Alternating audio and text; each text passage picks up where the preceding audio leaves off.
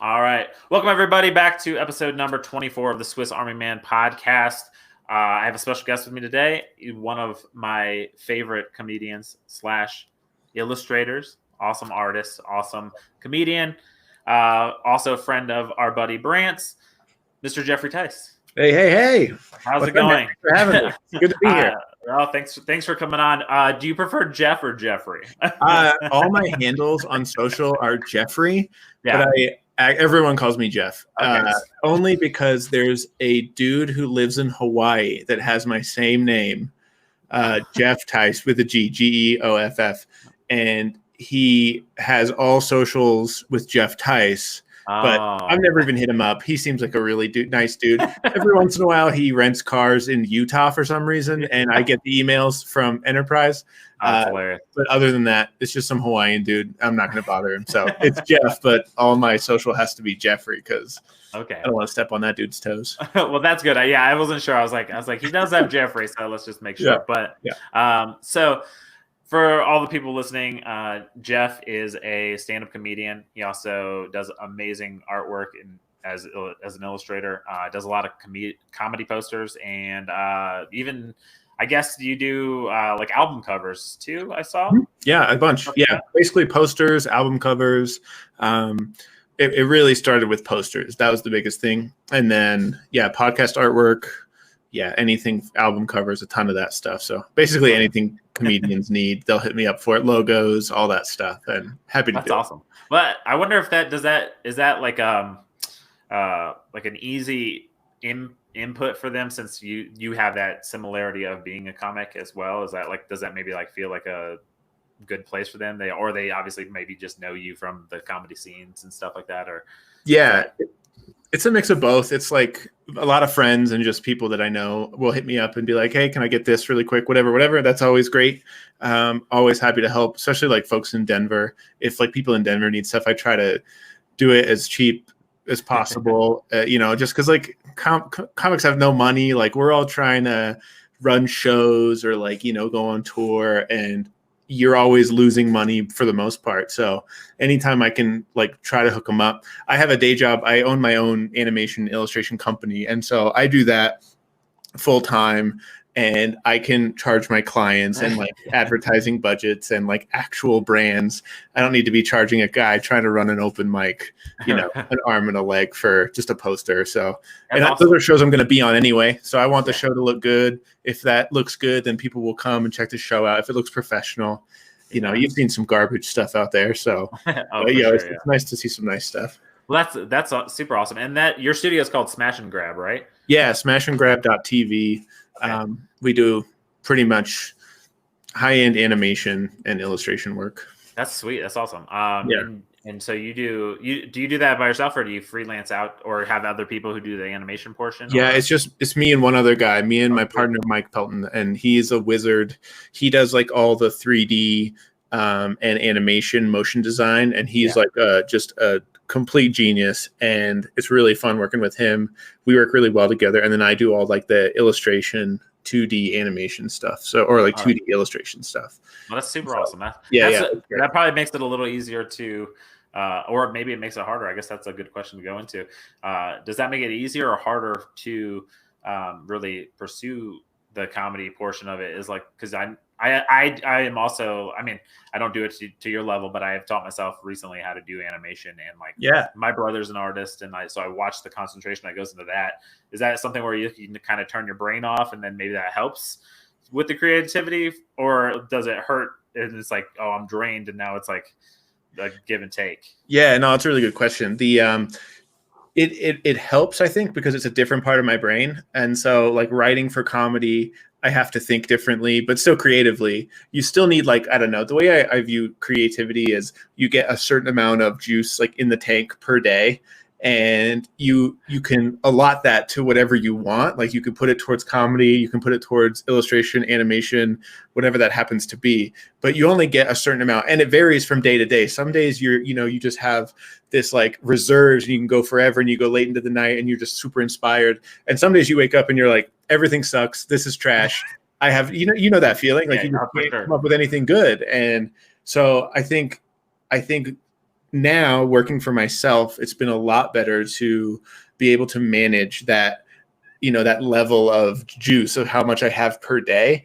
I used to have a job where it was like extreme advertising. The culture was really toxic, and it was just like complete burnout. You were just operating at 11 the whole day.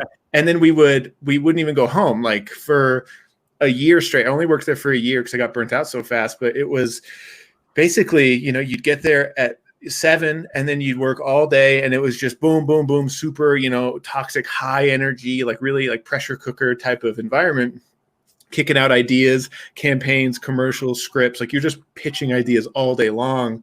And then we would get dinner, and then we would go back to work till like 10 or 12. Okay. And then just go home and come back, do it the next day. So like, wow, that was super unhealthy and like terrible for my creativity. Like my output was so high, but nothing was really like quality or worthwhile. And so now I have the opportunity to kind of, relegate and just kind of figure out where the sweet spot is of like, okay, I'm very productive at this time of day. I will allot my time and work, a little bit more efficiently, and then take an hour off, go running, get to work out, maybe write some comedy, take a break, and then go back to doing whatever I'm doing. So, oh, nice. Yeah, that's the thing I was wondering, because I could see the processes possibly being very similar between like artistic plus and also comedic writing, and trying to like, because you seem, maybe I'm completely off base, but like looking at your art, you have a distinct style, and like, so like I wondered if there's like, you're a very process like driven person, like you typically do this, like you have an order to things that you do. I know some people are like that, and so I wondered if like the comedy falls in the same line, obviously. Totally. Yeah, it's so funny, like my art is very, like, for lack of a better term, it is very formulaic in the way that I build it. Like I've created a style that is something that hopefully people will see, and they're like, oh, that like Geoff did that. That's like the goal. And for my comedy, it's funny, it does differ. Like I think because like for art, you want it to like get kind of the same reaction every time. Like you want people to be like, oh wow, cool, awesome. Like, and there's just a certain amount of like tricks you can do to make that happen. And like, once you get to a certain level, that formula, and what goes into that equation to build an image that gets that reaction. And then, effort up or down, you can kind of land on like, okay, this is good enough to put out into the world. But like comedy for me, I do have like groundwork and kind of like the equation of like, okay, I need to get to this point. I want the laugh to be here. I want the beats to be there. But I think what happens is the live audience happens. With art, you just put it out into the world and you just go, that's fine. Like, you guys deal with it.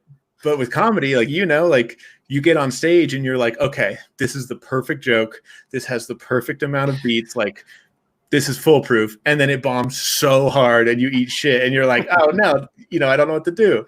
And then you find yourself like scrambling on stage to find what is actually originally funny about the idea. And so to me, it's like, I always have the idea. It always goes off the rails or like kind of works here and there. And then you start to fine tune. With art, it's a little bit easier just to be like, I know this is good, ship it out. But comedy has that human element of like, this sucks, start over. Right. It's like almost an instant judgment. It'd be like if you were like drawing and you were like made a line and someone's like, ooh, that line. Yeah. Well, that's so funny. Cause like you were there for the Twitch stream. I just started Twitch streaming live art, like not comedy. And it is funny, like the self-consciousness of like drawing in front of people, which I've never been self-conscious about. If someone says, draw this right now, I'll at least try because I know it'll probably be fine. Like it'll be good enough. It won't be like this perfect drawing, but I'm confident enough I can do that. And so when I started Twitch streaming, I realized like, I think I got up to like 14 viewers, like nothing at all. But like, I was like, damn, there's like 14 people watching me draw. And it feels like you're reading in front of the class. Like you just feel like you're like, oh, weird. Like I better do this right. And you just it just was a weird thought process. And then I kind of just stopped and let it go and it was fine. But yeah, the first time I started doing it, I was like, man, this feels really awkward. It was cool though. I enjoyed it, like especially like as someone. So like I mentioned, I've been recently teaching myself how to animate and like make moving cartoons, because my brain is like one where. So the reason why this is called the Swiss Army Man podcast is essentially like, other than baseball, which I was really good at, like everything else in my life, I was like really good, but never great at. Yeah. So like I've always been like everything in a Swiss Army knife is like not the greatest thing, but if you put them all together into a knife, they're like a really top-notch thing. So it's like, that's the whole point, and it's also works really well for like people like you who are, and it was why I think was drawn to you, was you do so many different things, and like that's, for me, that's cool. I don't like one-dimensional people are really tough for me to handle. So like I know, like from listening to Brant's podcast, you're a 6'4", really competitive basketball playing. Like, but you also are an artist, and you also have this creative like comedy style. So like you seem like someone that like that's the type of person I'm gonna go have a beer with. Like that's for sure. Like, so that's the kind of people I like to surround myself with. So it's really like an interesting like you would fit the bill of being like a Swiss Army man, sort of like you have like all these tools and you're like, okay, I have all these things to do.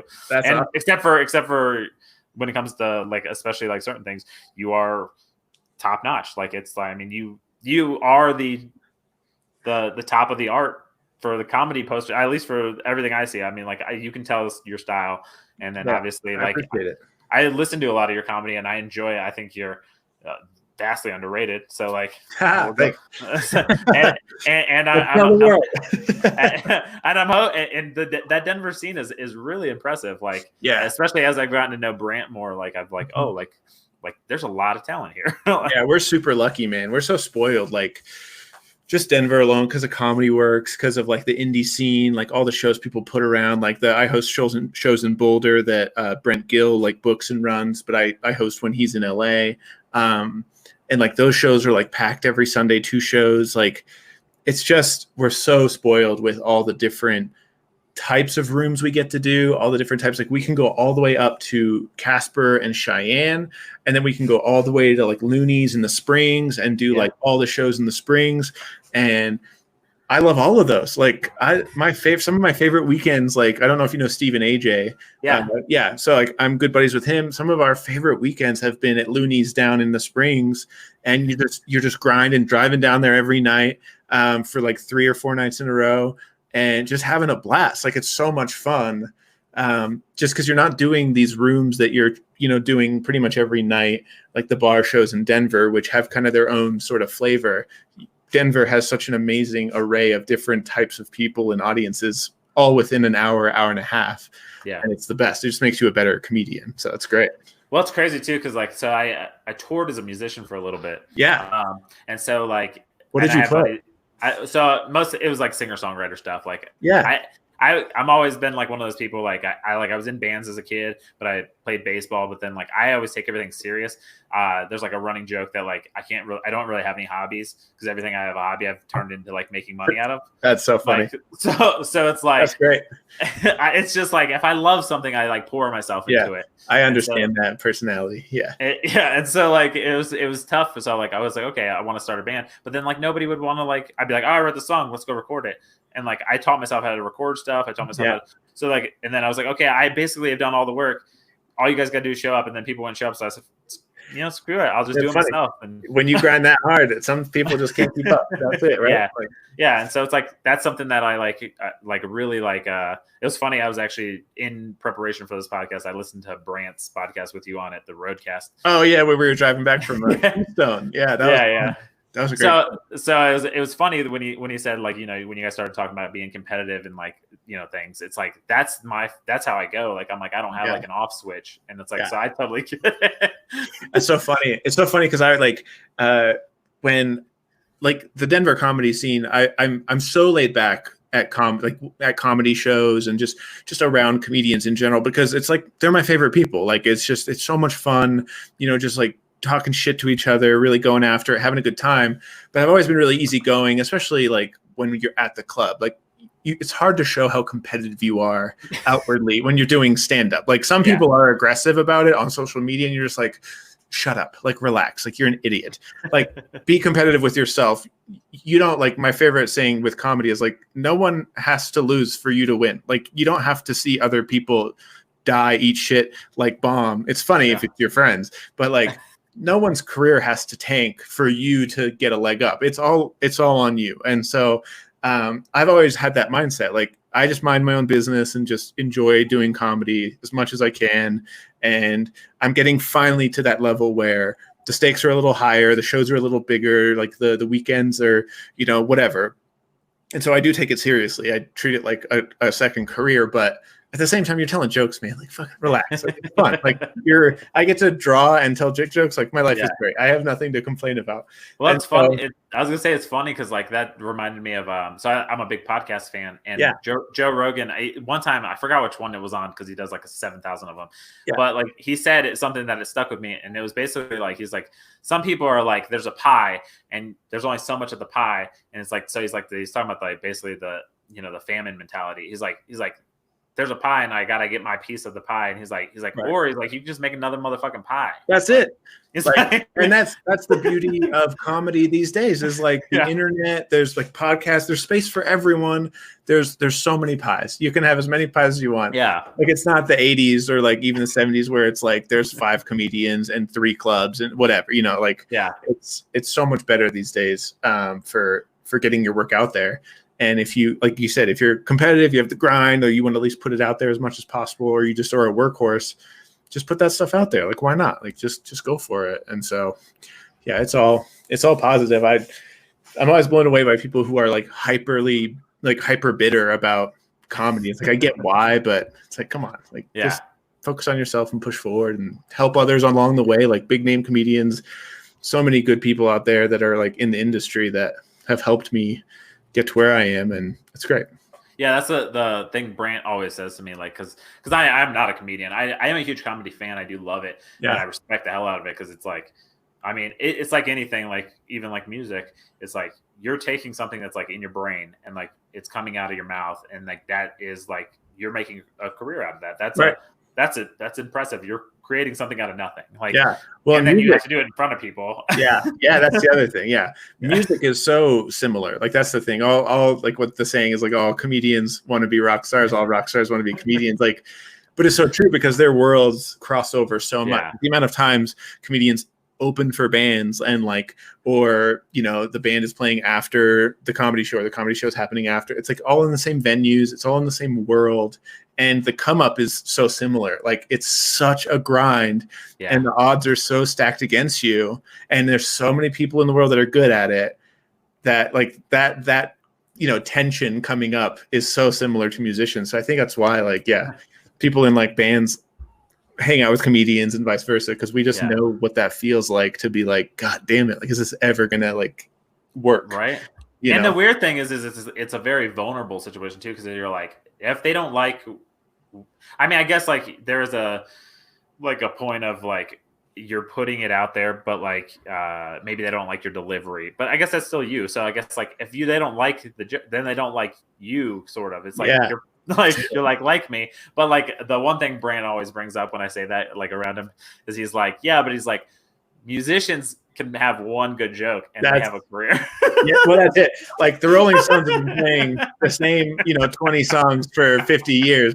That's that's what comedians get salty about for sure. Like, it's like we can't show up to the same stadium if you were playing stadiums, like Jim Gaffigan can't show up to a theater in like Tulsa the next year after he was there and do all the same jokes. People would be like, what? Like, what is happening? Like, he needs that new hour.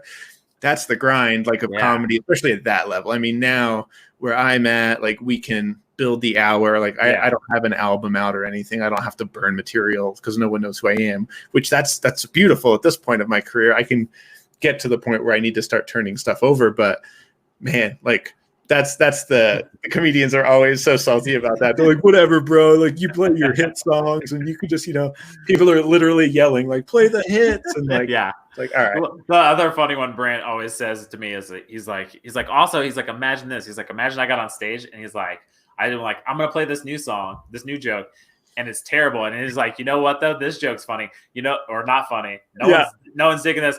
I'm gonna tell like 5 Dave Attell jokes. Yeah. He's like, you can just do covers. That's so true, man. It's like, yo, check out track 5 from Dave Chappelle's out. You're like, wait, what? Like, people get upset. Dude, one time I did an open mic when I first started. I did an open mic. I started in Denver the first time I did it, but then I moved to LA with my wife. She was in PA school out there. So I started going to mics aggressively for my first 2 years in California, in East LA. And so I was out in Claremont, and they have a tiny little club out there called Flappers Claremont. And I remember, like, I was probably a year and a half in, and this old dude shows up to the mic, and he's like, yeah, it's my first open mic. He's like, I'm excited. I'm just going to do a bunch of like old Carlin stuff. I'm really excited. I was like, yo, I haven't been doing this that long, but I know you shouldn't do that. And you're like, rule number 1. Yeah. I was like, kind of like, sure, bro. But he was like, going to the open mic, getting into comedy. I'm going to start by doing like classic Carlin bits. And I told him, I was like, that's a bad idea. I was like, people are going to be upset by that.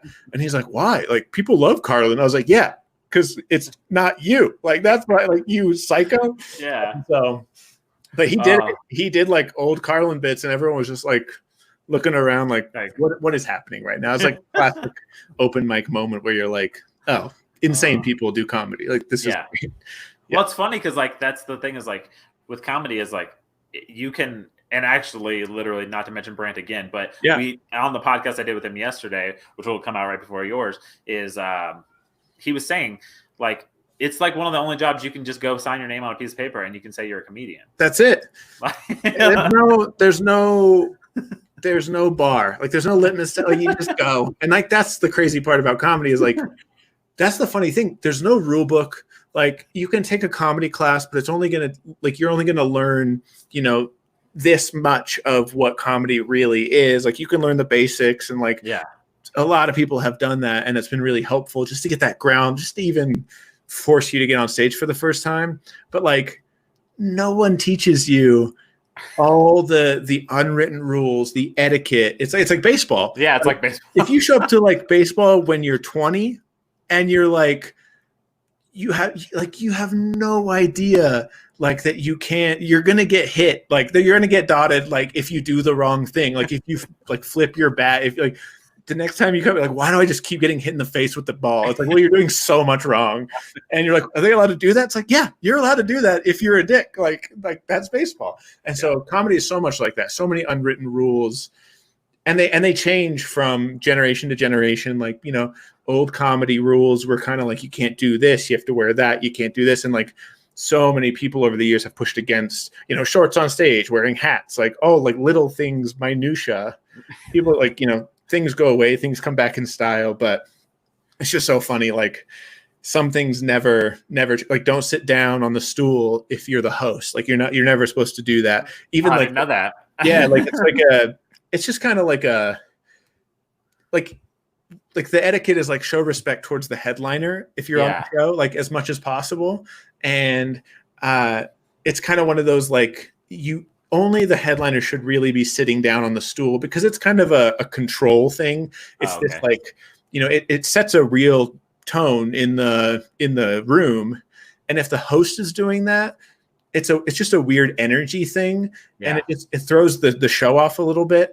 But you'll see hosts do it all the time. Like, the other thing is, like, you're not supposed to, like, when you're hosting, there's a million rules for hosting a show versus like you're the feature versus the headliner. But it's just so funny. No one teaches you that until you break that rule. And then the headliner goes, hey, bro, I don't know if anyone told you that, but don't do that shit. Like, what are you doing? And so you just learn along the way. And it's like, that's the best part about comedy is it's so humbling as you go. Like, the years it takes to like pick up those little nuggets, and then you incorporate that into, how you act on stage and your persona and your act and all that stuff. That's why it just takes so long. Like, rarely does anyone just show up on stage and they're like fully baked, ready to go. Like that just doesn't happen. And so it's such a weird process too, because like being a comedy fan, it seemed and then like so like I played baseball, so like my thing was like watching comedy, and like I've seen it in a couple different settings. Like I've seen it at Comedy Works, I've seen it at Looney's, I've seen it like Funny Bones and stuff. Like I used to live in Virginia, so like nice. So like one of my first shows ever was seeing Dave Attell at a Funny Bone. Oh, that's great. And so like you see it, and it's always like been trippy to me because it's like usually it's three people. It seems like there's a host, there's a feature, there's a headliner. Yeah, it's like it's almost like in the baseball mentality, you have like the superstar, like say like a Nolan Arenado. We'll use and then like you have like a really good, usually like high AA, maybe even a high AAA talent. Like, and then you have like a rookie A ball. A lot of times, and it's like, whoa, that's such a weird like thing to shove like in one little box. Yeah. Well, and it's so funny, like when you go to a show and you see that single A player, or just like baseball's funny. Colorado specifically loves a hustle white guy. They love the guy who's not good but will run to first every time, no matter what. Like it's like the Chris Anderson effect, like Birdman. Yeah. He's garbage, but everyone's like, he's white and he hustles. We love him. You're like, all right, relax, Colorado. But like, dude, people love Birdman. they do. It's like we had Carmelo Anthony. Everyone's like, he's a thug. It's like, you just don't like black people and you just love a white guy with tattoos. I was like, relax. Yeah. But all that aside, like, it's just so funny. In the same room, you put like that AA guy or like the hustle dude who's the host, and he's not the professional. He's not the headliner. But if he does well, if he like has that home run moment, everyone in that room, the expectations are so low for that guy because no one knows who he is. No one bought a ticket to see that guy. Yeah. But then he crushes it, and everyone's like, holy shit, like I'll come back just to see that guy. Yeah. And that's the best part about like when no one knows your name. Like if you go into a room, for the most part, you're showing up and you're trying to get people to get on board with you and who you are and what you're all about and all your jokes, and they have no idea who you are. And that's the best feeling, is like if you can walk out on stage and no one knows you, and then by the end of your set, they know a little bit about you, but like on the way out, everyone's like, bro, you killed it. Like you were awesome. Or like, man, we liked you better than the headliner, which is always really awkward. Or like, we liked you more than the other guy. You're like, cool, thanks, man. Like that's a win. Like that's great. And so that's a really good feeling if you can show up and like really perform for people who weren't there to see you. Yeah. And that's got to be a strange dynamic, because it's like the feature one is the one that really always gets me, because I'm like, it's very strange. And then like I always equate it like the musician term is like, sometimes I've seen like where like you know I've gone to a comedy show and like I kind of know who the feature is, but I definitely know who the headliner is, but like I kind of know who the feature is, but I haven't maybe checked out a ton of their stuff. And then like they're like better. It's like the Killers opening for like some smaller, it's like some band that they're gonna be now headlining for in like a year. It's like weird. It's like this weird like you see, and that's a weird energy too. I'm like, a lot of times with that energy too, it's like, well, the feature spot is like the perfect spot, because a lot of times the feature can do a headline set, and they are doing headline sets on other shows. Like that's pretty common, but like it's most of the time, if the show is run really well at a club like Comedy Works, this happens all the time, where and a lot of out-of-towners know this about Comedy Works, because Denver has such good like comedians in our local scene. We have such strong, all of our features are headliners at the club. Like if you put up a Comedy Works feature, they could headline other clubs and murder. It's because we're built like the Denver scene just builds comedians really well, and Comedy Works helps with that. But it's really funny to watch, because as a feature, you're in the sweet spot. You're only doing 20 minutes. It's like you can get in and just redline for 20 minutes. Essentially, you can just like boom, boom, boom, and like do all your best stuff. If you've been doing it long enough, 20 minutes, you can hit like, just at 11, you can just crush, for 20 minutes. And it's so fun, because then the headliner's like, damn, I got to do 45 to an hour. And the hour is like, you just can't physically do that. Like for an hour, you have to like kind of build and, you see comedians do it all the time. Like a really well-crafted hour is that like beautiful story of like that arc of like has a beginning, really like nice drama up and it builds and it builds, and then they hit at the end. Yeah. But a feature, you can just go out and be like, ha ha ha, like boom, boom, boom, like ready to go. Like you just can go out guns blazing, and then people remember that. People are like, dude, I was exhausted before the headliner even got there. It's like, because the feature's in a very like prime position for the most part. No, that's awesome. Yeah, I guess I've never really thought of it that way, but yeah, you're right. It's essentially like you can kind of like take out all the fill of, and then just like boom, boom, boom, and then if you do it right, I guess you just like your laughs per minute are probably ridiculously high. Yeah, if you see some comedians who are like headliners who are featuring for bigger names, and if they're just going for it, that you'll see them just like, oh shit, like there's some really great comedians in Denver, like Derek Stroop. I'm sure you know him. He just got mentioned last on Brand's good buddy. Like Derek's one of those guys, man. Yeah. He's so fun to watch, and he's so high energy, and he builds really well. He'll just like start slow, and then he'll just hit 11, 12, 30, and just pummel the audience. And it's so fun to watch. But like following him's a goddamn nightmare because the audience literally is like, we need a cigarette. Like he just pummels them because they're laughing so hard and he's so high energy. Yeah. And it's great. Like another comedian like Aaron Uris, if you know him, he's not as high energy as Derek, but those laughs are just like, they just constant. His jokes are so tight, and his laughs per minute are just boom, boom, boom, boom. And your face hurts because you're just smiling the whole time, and then you're laughing. Like it's great. And so there's comics like that in Denver that just, they literally like you're exhausted watching them. And even as like a comedian, like I won't watch them before I go on stage because I enjoy them so much that you're just like, I can't deal with this. Like I don't want to like go up exhausted, and then I'm supposed to be performing. I'm like, did you guys see that shit? That was dope.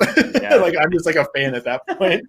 And well, that's the crazy thing too, right? Is like, so like as a comedian, like that's what you get into it for, right? It's because obviously I'm assuming most people got into comedy because they at some point were a fan of comedy, and like so like that's got to be a tough balance because like you were saying, it's not really like a competitive thing, like unless you're like a crazy person, you're not being but like there's got to be like this like weird like, okay, like I want to do good, but also like I want to watch, I want to be a fan, but then has that changed since you've gotten to comedy where like you feel like sometimes you're like maybe breaking down the math of a joke while it's going on or something like that? Dude, it ruins comedy for sure. Like it ruins like man, it does suck because like I was such a fan of certain comedians, and no one has been like ruined for me. I haven't been like, oh, that guy sucks now that I do comedy. Like I still enjoy them, but like there are some comedians that you're continually blown away by, even while you're trying to break their jokes down, even while like, or they're so good that you just enjoy them, and you're just like, wow, I have seen so much comedy, and they're still very fun to watch. Like a perfect example of that is like Maria Bamford. She, like, I did Limestone last year in Bloomington, Indiana, an amazing festival. And on Thursday night, Maria Bamford was headlining the big theater for the festival. And that was like the headlining show before the shows on Friday and Saturday of everyone else. So it was basically like, hey, here's what you're never going to be. Good luck doing one of the best festivals after this. Like we all went to the show, and Maria Bamford is so prolific and so exceptionally funny that everyone there was like, oh, we can go fuck ourselves. Like this is awful. Like we're so bad at this shit. And we're all feeling good about ourselves, like at this really amazing festival. We all got accepted. And then they do that. She goes first. Other people like, like the big names like Segura and like Mulaney. Those are two that I will always watch what they do because, and like Chappelle has that same effect. Like no matter what they're doing, I'm interested. And no matter how much I want to try to break down their jokes or whatever, because I quote unquote do comedy as well. They're at such a level, like it's so tight, written so well, delivered so well that I'm a fan. So enjoyable. Yeah. So that's awesome. Cause that's the thing that I always like get like for a long time, like, so baseball's like that for me. So like, I was a catcher. I'm left-handed. There's no left-handed catchers. So, but I had a really good pop time. So then I had to switch to pitcher, and then I pitched, and I threw 91 as a lefty. Yeah, that's valuable. Then I blew my arm out, and then where do you play at? So I played. I I was a military brat, so like I went to high school on the East Coast in Virginia Beach, and then so like, but the team was kind of already locked in. Like we had like 4 guys play professional baseball on my high school team, and then like in the area, like the AAU teams, it was like Ryan Zimmerman, David Wright, BJ Upton, Justin Upton, those kind of guys. Like Mark Reynolds, he played for the Rockies. Yeah. But like those guys, so it was a tight core, and my coach was just kind of like, I've been coaching these kids since they were like 5. Like they're like, oh great. So like that group. So it was weird, and I wanted to be a catcher, and I was always a catcher. So I didn't switch to pitching till my senior year, but then I went to college in New Jersey. Nice. And it was a junior college because I was like, I'm gonna go pro. I don't know what I want to do. Maybe I'll be a PE teacher, but I don't know. I'm like, I had a couple of Division I scholarship offers. Probably should have took those, but I went to JUCO baseball is legit. So many people go JUCO for baseball. Yeah, we were the number 2 junior college in the country when I went there, and so like we did good, but and I had a couple teams look at me, the Rangers, the Marlins, a couple of those teams, and then I just messed my arm up, and it was over. But like watching baseball for a long time after that, it was like weird, and even now like. My kids will be watching baseball, and they don't quite get baseball. Like my son is like loves it. He's 3 though, but like my daughters, they don't understand it. So like we'll be sitting there watching it. We have the baseball package. We watch a lot of Cubs games. My wife's a huge Cubs fan. My son's named after a Hall of Fame baseball player. So I was like, it's like one of those. Carey. Okay, cool. Yes, no, that'd be a great name. That would have been awesome. But so like watching like, and I'm like, oh, it's like it's 1-2 count here. He's probably gonna, he's gonna throw a slider or whatever. Like I already know, like, and I'm like, and they're like, what are you talking about? And then he throws it, and like, I'm like basically commentating the game, and like, the kids are like, what? Like they don't quite understand it, and it's just like, like how do you? And I'm like, it's just baseball. It's there. It's like I see it. Thousands of reps of the same situation. Like totally. Yeah, which is weird. So like, and that actually leads perfectly into a question that I was going to ask you, because so as an artist, or like how I do things, I have a weird brain. And you are the first artist / comedian on here. So I had a comedian, had an artist, and my brother, when we had our conversation on here, we both see things in a very similar way. So if you're looking at a picture straight on, I see things like turned sideways. So I see the depth of things. Yeah. Like, I don't know if that's like an artist brain sort of thing, or that's how I see the entire world. Like, so I interpret like the perspective of it. Yeah. So I had that written down. That was like one of my few questions that I had that I definitely wanted to ask you, and that just kind of played in perfectly. That's how I see baseball too. Like when I'm looking at the screen, I'm like, oh, I can feel the depth. Like almost like it was turned sideways. Like yeah. That's so funny. Yeah, I think that's really interesting. I think that's true for a lot of artists for sure, because I think with like baseball, you or it's like football or basketball, any sport really that you really and you've played, what's going on outside of that camera angle, and you know what it takes for that situation to happen. It's like as soon as the ball, if there's a guy on first, the ball gets rocketed to shortstop. Before that camera even changes, that dude's going to turn a double play, and where his body's going, and you see that situation in 3D before the camera's even moving. And so that's probably why your kids are probably like, whoa, like how'd you know that was going to happen? They didn't even show that. It's like, well, that's what should happen, and when it doesn't happen, that's the problem. So I think that's exactly what happens with art too. Like, and I think that's the beautiful part about art is when that doesn't happen. Like art is great because it's not like baseball. If that guy doesn't do the right thing, that's wrong. Like it's in baseball, like so situational where it's like, yes, you have to do this correctly, efficiently, and athletically. In art, it's so much more, it's emotional. It's up to the artist. And so I love when you anticipate a different perspective, or you anticipate a certain type of composition or feeling or emotion from a piece of art, and then you realize they didn't do that. Like they knew you were going to anticipate, or they used certain ways to like, colors or composition or perspective, and then, or form. And then all of a sudden they switch it and you get a different feeling from it. And you're like, whoa, like that's great. Like that surprise and that, epiphany of something new from art is really great. And I think that's super powerful. You see people do it really, heavy-handedly. Like, Banksy is a great example of someone who like does it really well, but it's very like it's almost on the nose at this point, like the commentary. Like, I'm a huge Banksy fan. No shade towards him, but like, I think that's why there's so much room for every type of art. Like a lot of people will look at modern art or like abstract art and be like, what the, like, I don't get it.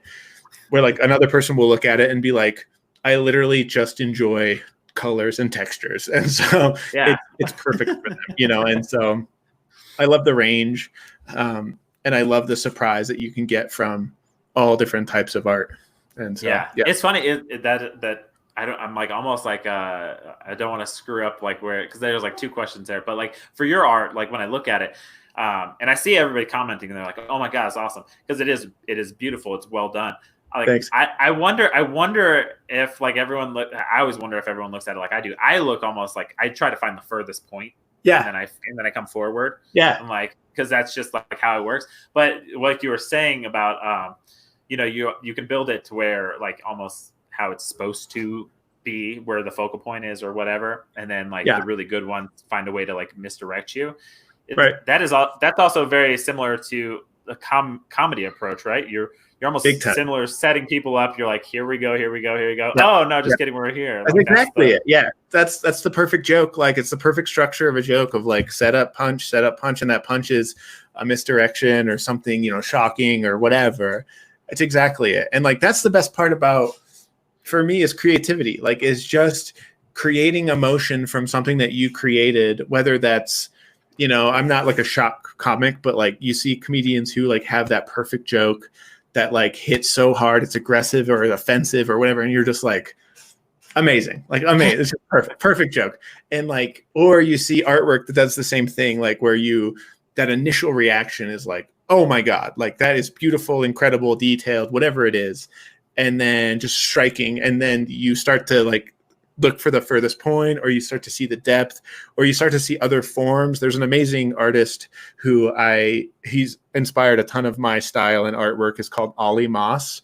And he does incredible posters for, you name it, every like big movies, like studios. He did like Harry Potter covers. Oh, okay. But he's incredible in the fact that he'll do limited color palettes. So like you see that in my art a lot, where I only use 2 or 3 colors max, and then I just live within that world.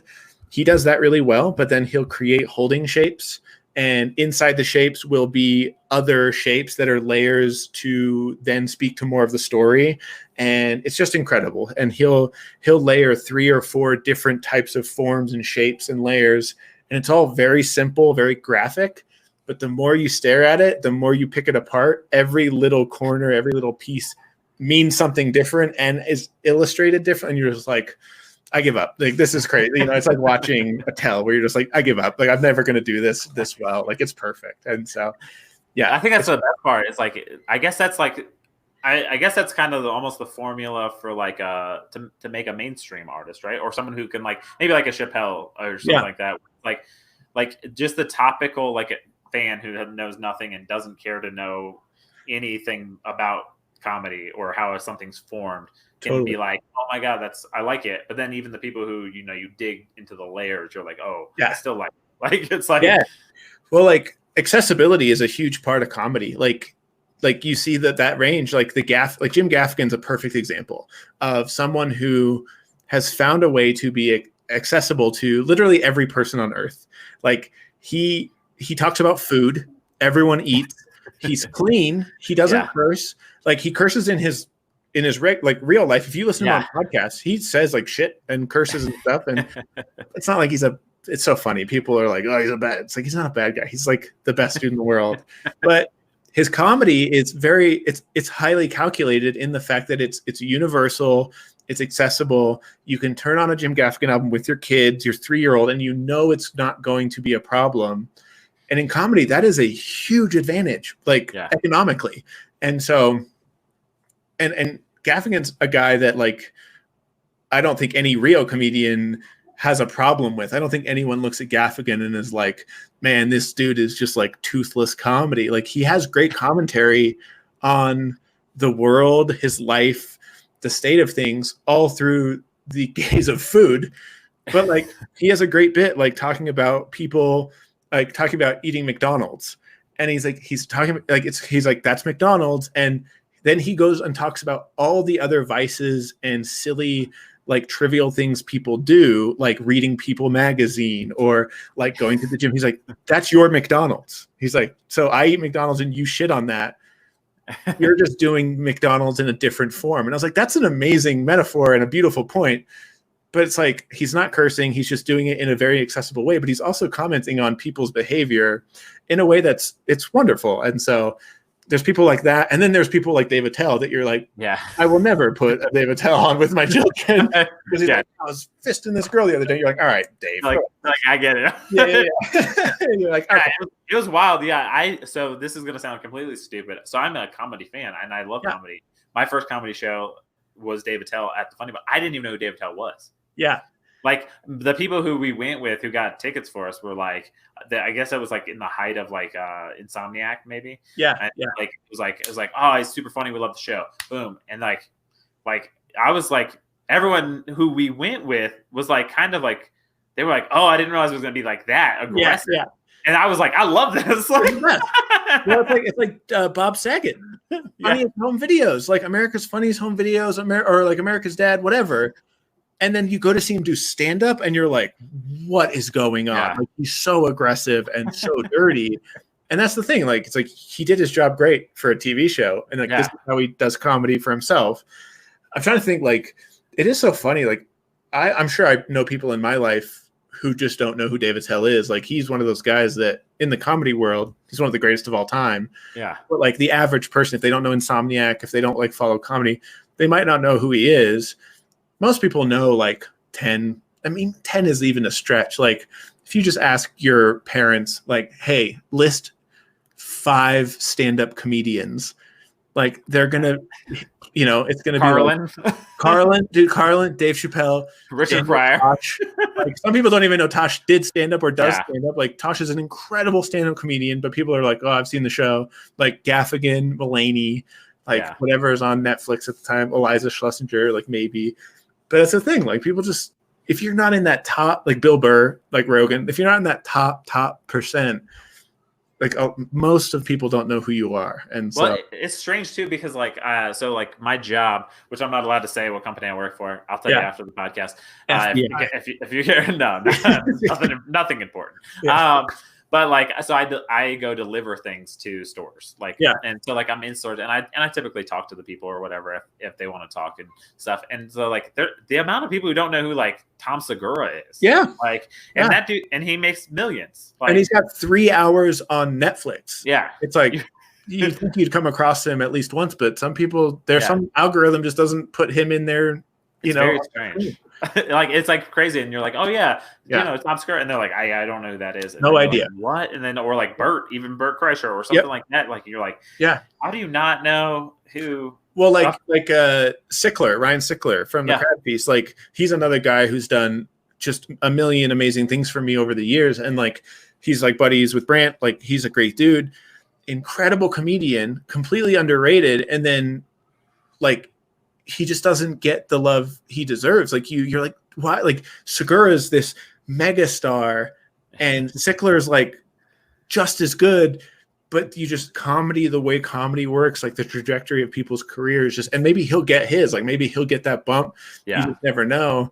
But like Segura, Rogan, like those dudes can't walk around without being bothered all the time. But like, we went to like Brant, Sickler, and I, when Sickler was in town, I hosted, Brant featured, and then Sickler was headlining at the South Club. And that Wednesday before the weekend, Brant got us tickets to the Rockets Nuggets.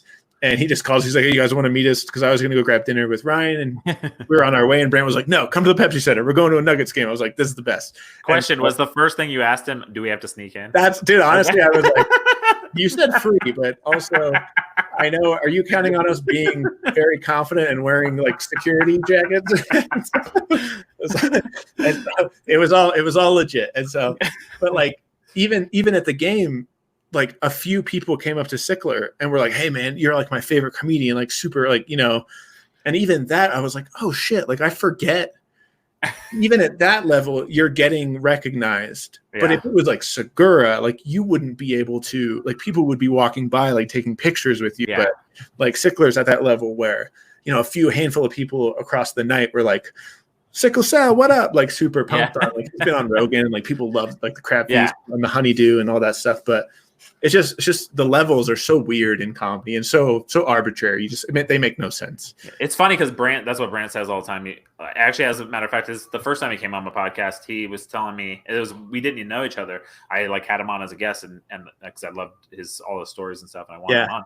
And he was saying he's like it's hard to tell like your girl, like when you start dating a girl, like or whatever. Oh, I'm a comedian. You're like there's not like I don't like work hard and then like I'm an employee of the month and then I become the manager and then like he's like I'm broke, I'm kind of broke, I'm just getting by and then I'm rich. Like that, he's like there's no like that's it in between. Exactly. It's so fun, and you see it happen with like people like that you're like friends with or like people above you. Like you see that climb of like boom, boom, boom, and then all of a sudden it's just like a really good example of that, someone who's had a lot of problems lately, but do you know John Christ, the Christian comedian from Denver?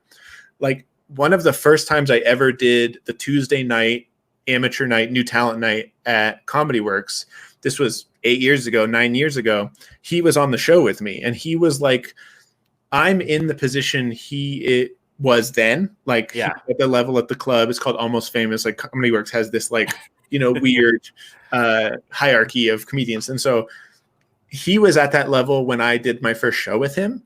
And then I moved to LA and then moved back and have been grinding ever since. But in that 8 years, John went from like where I am right now to world megastar of like the Christian comedy community, which if you've ever seen John, he is Christian, whatever his material is, he is a great comedian. Yeah. Takes a lot of work to get to wherever he was. And then he used to open for like Brent Gill, like comedians in Denver who just are on a different track. Like that can happen for Brent, but it just happens so fast and in such an aggressive way for John.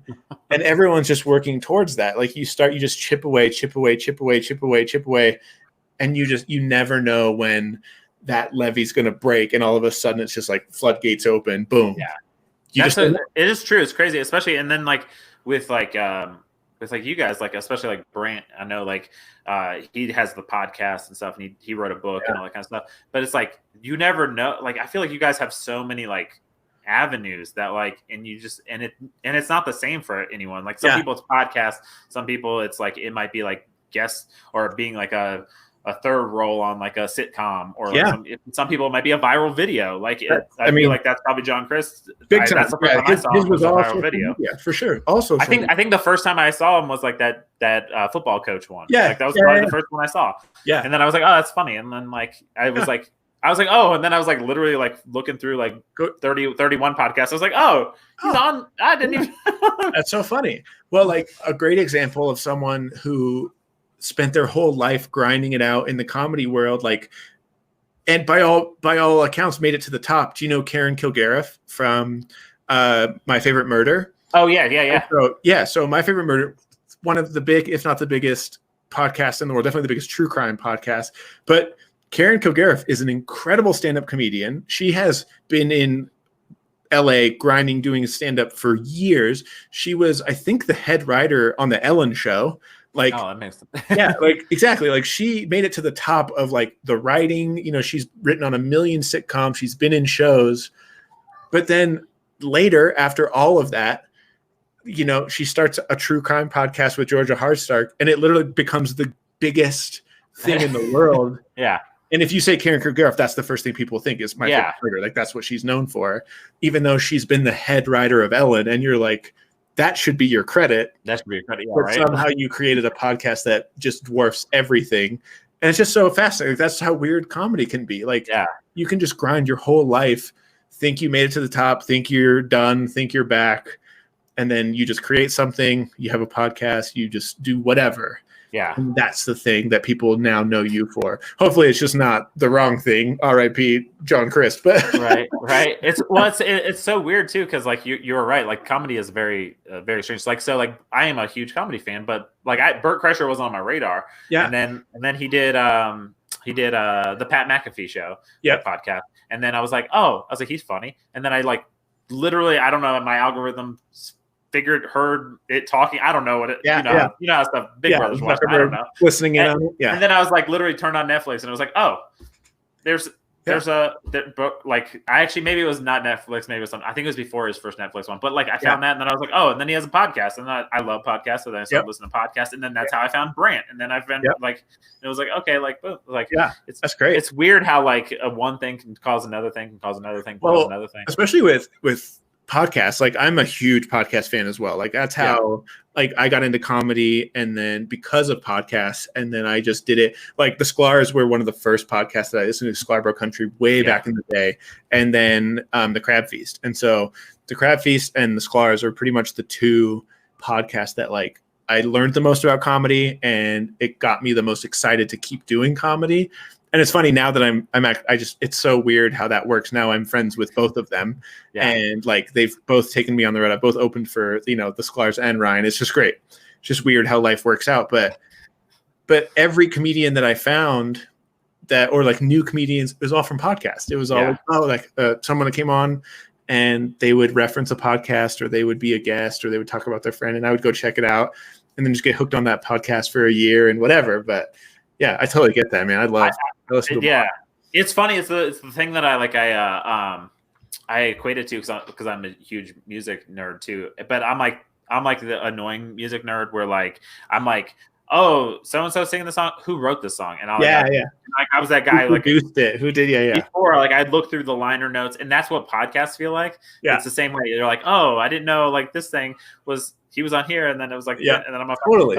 And it's like you find things, and it's like really cool, and then you make connections, and a lot of the people that like I've reached out to, like because I've done some of the stuff for Brant's too. Like we'll just shoot our shot. We'll just be like, let's go see if they want to come on. Who cares? Yeah.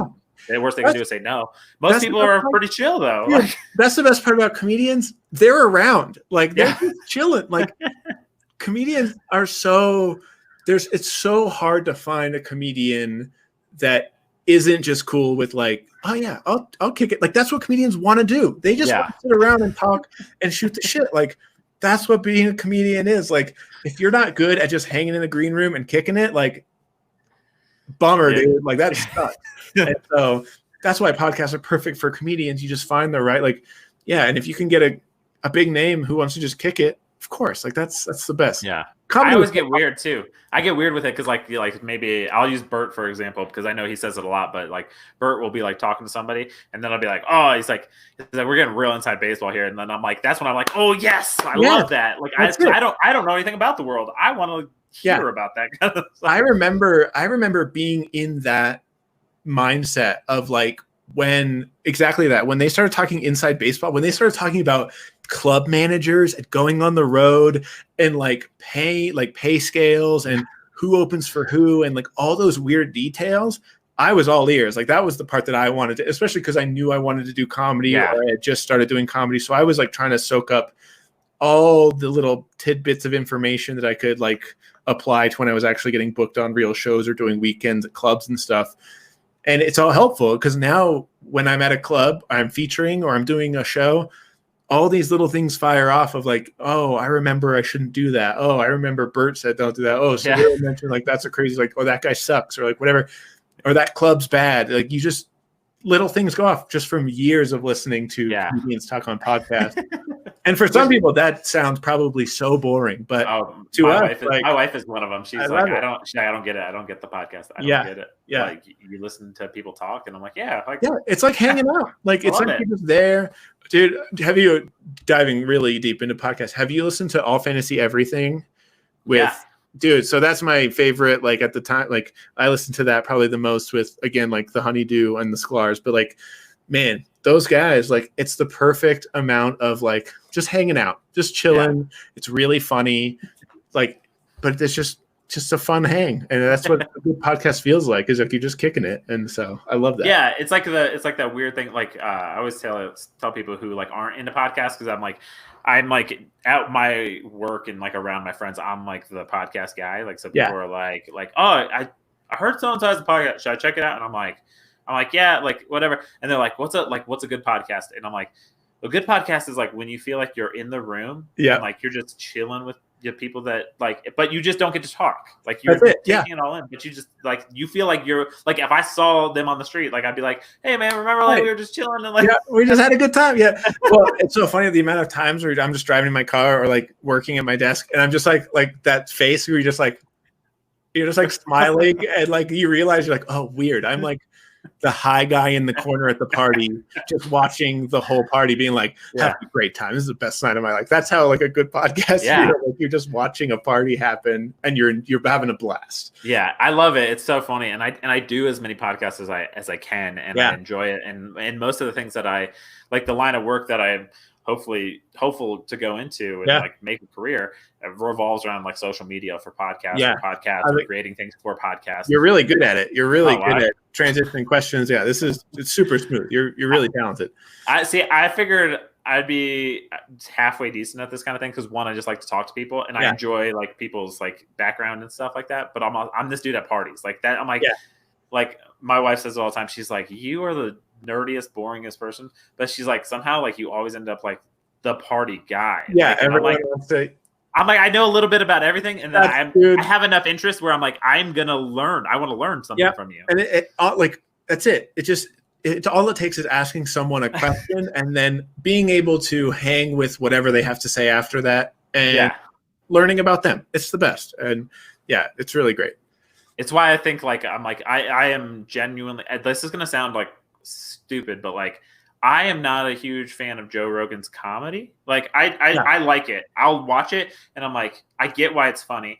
It's not my cup of tea, but like him as like a podcast host is super impressive because like that dude will talk to like anybody, like dudes that have like I mean Elon Musk to like the dumbest of dumb. Like and it's a good to hang no matter what. Like, it's big. It's a huge talent, and I think a lot of people feel that way. I think a lot of people are like, "Wait, how can I enjoy you for 3 hours straight, but then I don't want to sit through an hour of your stand-up?" It's like the medium it's just so different. Like the delivery and like exactly like the energy levels. It's just so fascinating to watch the same person in two different mediums, even though they're very similar in delivery. Like just they feel worlds apart. Like that, and I like some of Joe Rogan's bits. I'm like, oh, that's like a really good bit. But like, I like the 2 times I've seen Rogan like or do something live, I'm like, I've been more impressed with his like opener or like his feature, like Andrew Santino or something like that. And I'm like, I feel that. And I feels like it's very similar to Andrew Santino's podcast. I'm like, I feel like it's just that when it goes to stage and you're like, oh, okay, like that's It's funny. It's funny when you run into comedians. Like, I don't think these guys have that issue, but like you meet comedians that are funnier off stage. Like that's a huge like fear comedians have. Like you're never supposed to be funnier off stage than on stage. You totally meet guys like that or like girls like that. Like you meet them and they're crushing in the green room. They're so funny and they're laid back and like everything's firing and their timing's perfect and they're just silly people. And then for some reason on stage, like their written bits are just too stale or uptight or just don't hit right. And you're like, take that energy that you just had and do that on stage. And it's just a lot of times it's a comfort thing. It could be a million things, but every once in a while you meet someone like that. You're like, oh, that sucks. Like, because you're way fun to hang out with at the bar and you're garbage on stage. Well, it's funny because like, I think that's got to be the thing where like most people get into where they're like, oh, like I should do comedy. Like I know Brant says all the time, people come up and be like, I should do stand-up comedy. I'm like the funniest dude. But I'm like, there's a difference. Like, and that's why like there's been like 2 times in my entire life I was like, you know what, maybe I should just try it for the hell of it. But then I was like, you know what, I know myself and I know that like I won't transition to stage. Like I'm funny in like the like, so you'll say something and then I'll be like, boom, I can like add a little quip to it. But other than that, like I'm not like I couldn't think out full things and be like, okay, I'm gonna hit here, because then it becomes like formulaic, and that's always tough for me. Like, well, that's the hard part. Like, the way I explain it to people, or the way like, this conversation happens after shows a lot. Like Brant probably talked about, like guys come up to you, they're like kind of drunk, and they're like, "Bro, I've been writing a bunch of funny stuff, thinking about going to an open mic," and I'm just like, "Do it." Like, just go do it. Like, you got to try it. But it's because they're at their office, they're the funny guy, or they're like the funny one with their friends, and like they crush at parties. And like that's all valid. But like, it's exactly what you said. Like, the formula is like when we're all hanging out with our work friends, or we're all with our buddies from high school, like, especially when you're with your really good friends, all the pins are set up for you. Like, everyone knows Jeff's tall. Everyone knows Ryan sucks. Everyone knows like Jeremy cheated on his girlfriend. Like, everyone, like, all of those. So all those like jokes that you can just knock those pins over in the conversation throughout the night, whatever. Like, everyone knows that stuff. You know, everyone knows like Deb from accounting is a slut. Like, you just, you know, you can make those connections, and people laugh because everyone's on board. The problem with stand-up is like, you walk out on stage, they don't know you. So now they're like looking at you, and they're trying to make a quick judgment on how tall you are, what you're wearing, what you look like, your demeanor, your drinking, smoking, what are you doing? Like, that immediately is firing off on their heads. And then you open your mouth, and you have to be either likable or shocking or interesting. You have to be, you know, captivating in any sort of way. And then on top of that, then you have to start setting up the pins quickly so that a 50-year-old mom from the Midwest is on board, the 20-something college kids are on board, and everyone in the room thinks it's funny, and then you can start knocking them down quickly. That's the hard part. And so that's where the formula comes in, because you're like, well, I know this is going to work. This is going to get me there. And then you can start playing with it. But that's the hard part. It's just getting going quickly. Well, that's the thing is like, like when you're the funny guy in the office, it's like you're already on third base. Yeah. Like, you're exactly. Like, because like, you know, all those things. And it's like, it's like, you almost don't even have to like, it's, so I always wondered that part. And I guess like, you've probably seen it far more than I have, but like being in the business, is that how easy it gets when you become a mainstream, like say a Kevin Hart or something? Because everyone knows him. He's not walking up to a arena of people who are like, I guess I'm just going to see this Kevin Hart guy. Like, totally. Yeah. I guess I'll just see what this $300 ticket gets me. Yeah.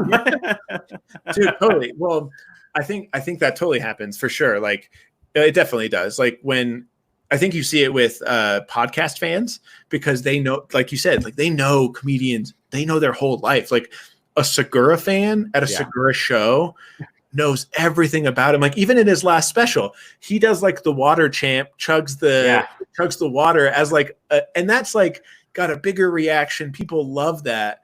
And if you're just watching it on Netflix, you're like, that's a weird thing he did at the end where he took the water. But if you're a fan, which most people who watch, they're like, dude, that was amazing. Yeah. And like the trap that I think you run into, or you see happen with bigger comedians, is where anything they do is funny to the audience. Like, they go up and then they start writing comedy for their audience instead of what's worked for them to get them to that point. And that's, you know, really biting or just strong, really well-crafted comedy. They get to the point where they're going to sell out wherever they're going to be. People will think they're funny no matter what they say, because they are who they are. And then that's it. And then so it just kind of goes, like, it's just not funny anymore. It's just not really like, well, it's not super crafted. They had to put out an hour, you know, their agents or whatever, like, made them, you know, get to the point they need to be. And or they feel that pressure, and then they just put out stuff, and you're like, you know, and I'm in no place to shit on any comedian's specials and be like, it's garbage. Like, it might not be for me, but you can just tell certain comedians it was either rushed or their fan base is already super on board and they know it. They're going to sell their tickets. They don't really care about the special, and that's just how it's going to go, you know? Yeah. Well, that's the one thing I do like respect about Joe Rogan. It seems like Joe Rogan, because he has that podcast base, so he could pander to that. But it seems like he does take the chance and go out there. Totally. But yeah, you're definitely right. You can see some people like they do pander, and even like a little bit of pander it like brings you in like as a fan. Yeah. Like, I mean, I think it was Tom's. I think it was Disgraceful. I can't remember which one it was, but like where he says "burnt Chrysler," and it's an homage to like Burt Kreischer. It's like, but like people got it, but it was like, you know, it's like if you knew it, you knew it, and it was like, okay, this one's for you. Like boom, boom. Yeah. And so like those kind of things. And like calling him the fattest. He's like the fattest comedian. He's like, I don't know. He acts like he doesn't know his name. Yeah, exactly. Like that's the perfect joke for the audience who clearly loves him. Yeah. That's great. And that's the thing is like, I feel like I guess that's the level you want to be at, right? Like, I mean, like you want to be where like you have maybe a portion knows you very, very close. And then a portion almost like knows you very topically. And then you can have that like mesh of like, it keeps you working hard, but also like you have like if you get in a rut, like you can be like, bam, I'm going to go hit that, boom. And then big time. Yeah. Especially at their level, like they do theaters, and I mean like Rogan is at arenas, but if you're doing theaters and you run into any sort of issues and trouble in your career where you're like, oh, well, I just want to do clubs. Those clubs are going to be packed, sold out with your fans. And you can, and that gives you the room at that level to go work on stuff. And like, they give you that leeway to be wrong, to really mess up bits and be like, yo, I'm really trying.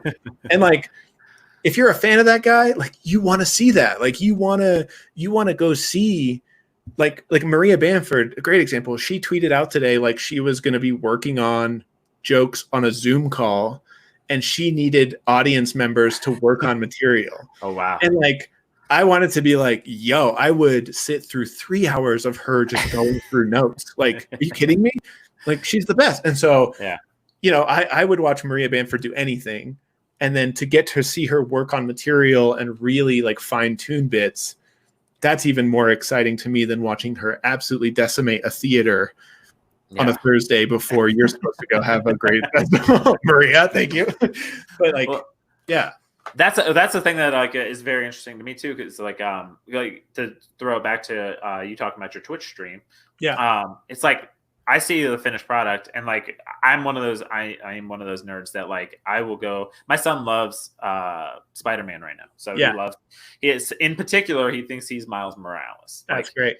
And then he loves Venom and stuff. So like I've shown him like your Miles Morales that you did, cool. and then you have a video where you with speed paint. Yeah, and I'm like, and I've watched it probably like 15 times. Oh, that's like, great. Just because like it's all you. Like I enjoy it, but it's like that's such a very like interesting dynamic. My son's very much like, oh, I like the finished piece because his brain is he's a 3-year-old. But like I'm like the finished piece is awesome, but also I enjoy watching the process and pulling behind the curtain and like seeing, oh, okay, like going through it. Like I think that's the thing where people like us who love podcasts, I think probably are like, we love like that behind the scenes stuff. Like, so and that's what I love. I love watching that about art too. Sorry, my dog is here. Luna, come here. No, it's fine. It's all good. I'm surprised my son hasn't come in here. That's what I love about. She left. That's what I love about like watching art as well. Like I love consuming like finished pieces, but more often than not, I like watching the process of how it's built because you learn something. The other thing I love about art, and this isn't really as true about comedy, because if comedy works, it works. If it doesn't, it's kind of bad. But like in art, a lot of times if the effort is there, I like it more. Like if someone's terrible at drawing, but they have a really good idea and then they try really hard, that drawing to me is more interesting and more fascinating than someone who's really good at drawing. And so I have a friend who I used to work with, and he was a strategist. He wasn't a designer, and we worked in an ad agency together. And he would have these amazing ideas, extremely creative. He just didn't draw ever. He just didn't spend the time to practice. But he would draw in a ballpoint pen during meetings and draw these hilarious little drawings. And then, like, they were my favorite. Like, they're so great because they're the idea. They're funny. They're just not technically well done. Yeah. And like that's compelling to me. I like that more than, this perfect, hyper realistic, massive illustration. You're like, well, okay, but it's just a picture of an eye or something, it's like not that great. Well, it's funny too. Cause actually I forgot, I guess maybe it was my brother. I was having this conversation with somebody. Actually, it was funny. I'm going to bring it up. I actually know exactly who it is now. It's one of my ex-girlfriends. Yeah. And I was actually going to bring her up on this podcast because the reason she started, we met on hotornot.com. That's how old I am. That's amazing.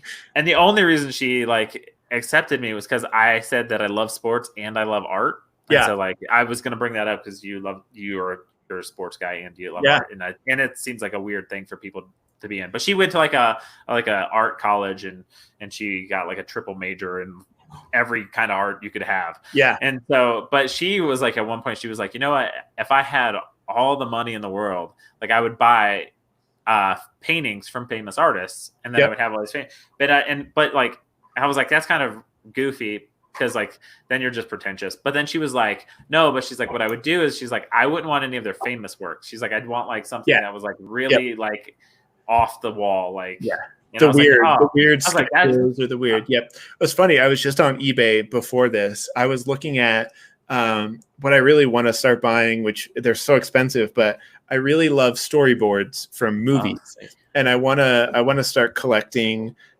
famous frames from movies that are the storyboard, like the original storyboard frame, because you can buy a lot of those. And I was going to start with Star Wars, like, and just find really iconic, cool moments that I like from Star Wars, but it's the pencil drawing, that's cool, framed from the storyboard. And so that's what I find more interesting than watching the actual final art of the movie Star Wars, which I love, but like you can't really see perfectly on my shelf back here, but like I have all art books from the movies that I read those and look through those more than I watch the movies. Like speaking of Spider-Verse, like that's one of the most impressive visually crafted movies in the last 50 years. And so I have the art of Spider-Verse and I thumb through that all the time. Oh, that's cool. I didn't even know that existed. I'm gonna have to go check that out. I'll send you the link. Check out the Amazon, the art of Spider-Verse. It's incredible. It's all the concept art and the colors. It's just beautiful. It's so cool. Yeah, I enjoy that. That's a movie that like caught my eye, because I was like, my brother's a huge comic book. So my brother, he got me hooked on like art as like a kid, but like he's super good and he's a professional artist. He does photorealism, but like he's he's worked for like Marvel, Lucasfilms, all that kind of stuff. He's done like trading cards.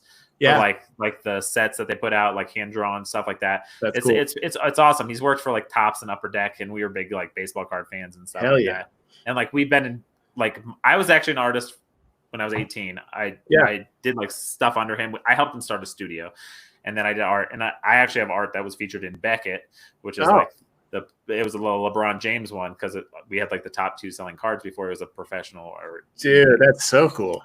So it was wild, but like, so I've always loved art, but like that was kind of like you watch the process and you're like, man, like how, like you watch somebody get created, and like Spider-Man got created forever ago. Like, but like he's relevant to like my 3-year-old. Yeah. And to be able to reinvent it in such a like insanely beautiful way. Yeah. Like, how's no one done it this way before? And the concept's incredible to like make the pages of a comic book move. And you'd think that would have happened a million times over, but the way that they did it was just so prolific and fascinating. What have you been animating in, or what have you been learning to animate in? So this sounds so stupid, and I don't think I've ever said this out loud or on a podcast for sure, or anyone. Most people don't know my process. I have this weird, funky process. So I'm in the process of learning actual properly, but I make them on my phone. Yeah. Like in a weird, like in a normal, like what you would make a video in, like people would like, I'll edit this in the same thing I'm going to edit this cartoon in, but like I'll make the background, and then I know the things to put over top, and then I make them slowly move. It's almost like for lack of a better term, it's like a South Park way of doing it, like the old school, like it's almost like stop motion, but but I'm doing them with like the pieces that move and like what parts move are small, and it's very interesting. But like it's mostly because, and I found it from podcasting, is like people will tell stories, right? But you're like me and you right now, but then you're like, I was doing this, and we were in the locker room, and then it was like blah blah blah blah, and I was like, dude, how cool would that be if like you could just be like in that moment, and like in my brain, that when I listen to it, that's where I put myself. And I'm like, oh, so and then I was like, it'd be kind of cool. Like, let's see if I could do it. And so I've done a couple, and like and I was like, I've really enjoyed this process, the whole thing from start to finish, even if I'm not great at it, but I'm like, it's good. And like, I can draw enough to get by, and like, but like the whole thing together is just like, okay, like it's good enough. It's almost like this podcast. It's like, that's it. It's like nothing's great. Yeah. Do you know Kyle Kinane? Did you see his he just released an album, but he had a animation studio animate like a chunk of one of his sweet. shows. I didn't know that. It's done. Check out. It's on his Instagram or his Twitter, but it's on his Facebook too. It's a really great studio, and so they have amazing character design, and it flows in between different scenes and styles, and it's all just this one bit. But dude, it's so good. It's like 2 or 3 minutes of animation, and it feels like an hour, and it's so funny and it's so perfectly done. But right to be something that you would find interesting. I'm definitely away by it. Well, that was actually one of my questions for you, sort of.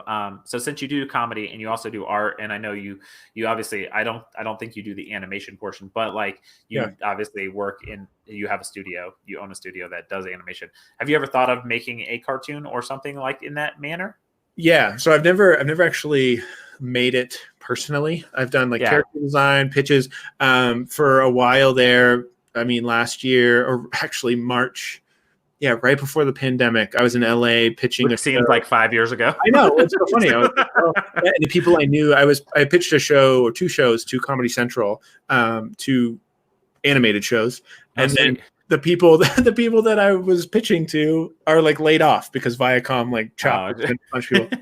And so they'll land somewhere else, and then it'll continue. But yes, I have thought about a million different types of shows. I have a bunch of pitch decks and like character designs and outlines that I've created that eventually, hopefully, someone will see. But the furthest that it's gotten was pitching to Comedy Central for a few shows. So they're great. I love the ideas. I think they'd be really fun. But that's cool. It's just, I mean, you listen to podcasts, you know the world of pitching shows and television and getting in, especially anything animated, so much money, time, production. So it's almost like you're pitching a feature length movie. You're like, hey, I'm just going to start with the worst possible thing to pitch. I feel like an idiot, but have you ever watched the South Park documentary about how they make their show? 6 Days to Air? Dude, that's so good. It's so wild. And I'm not even a huge South Park fan, but I'm like, it's so interesting. I'm like, and since you like podcasts, I just found in the process of doing this, there's a podcast. It's not a big podcast, but it's called the Animation Industry Podcast. Oh, and it's like, dude, he had the guy who did all of the character design and basically stayed with Miles the entire time through Spider-Verse. He did an interview with him. He did an interview with like JJ Villard, who does like Adult Swim stuff. Like a bunch of, like he gets really top notch like people on there. I'll check that out. That sounds right up my alley. He did. He got the one that caught me actually. So I'm a military brat. I met my wife in Omaha, Nebraska, basically. Nice. And so like I've always been drawn to like the Omaha music scene, like Bright Eyes and stuff. And they had the lady who did like Bright Eyes like stop motion videos on there, and I was like, I'm gonna listen to this, and then I just got hooked.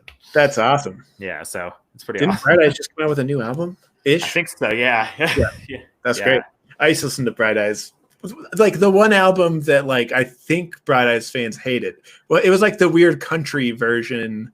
It had like a westerny country vibe to it.